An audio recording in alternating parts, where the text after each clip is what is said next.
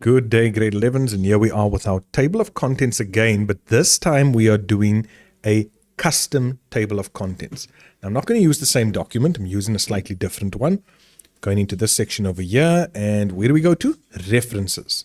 From there, we go to table of contents, and I'm just going to use the first one again. Now, because I have headings that have been formatted already according to certain styles, what do I have? I've got a heading 1 and then a heading 2 over here.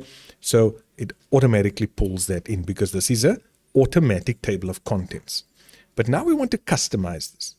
So in order for me to do that, I'm going to go up to table of contents, and then I'm going to go to surprise, custom table of contents.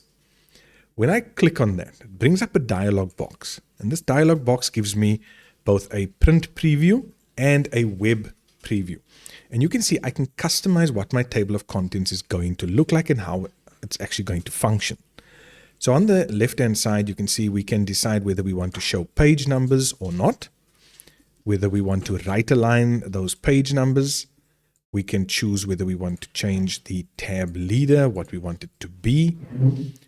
Underneath here at the bottom under general, this is a typical, and I know you are in grade 11, but this is a typical grade 12 June exam question where they'll ask you to change the format of the table of contents, and you can only choose from these over here. So I'm going to change this one to fancy. The levels, we can also say how many levels we want to display. So you can see level 2 is a level 2 heading, level 3 is a heading level 3. So I'm going to just leave it as is. And then on the right hand side, I can also take a tick out of use hyperlinks instead of page numbers. And this is really where we can customize everything. Now, we've also got the options tab.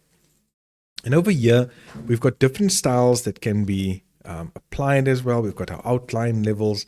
And you'll have to really just go and play around with this. Here you can see my table of contents level 1 is based on a heading 1 style.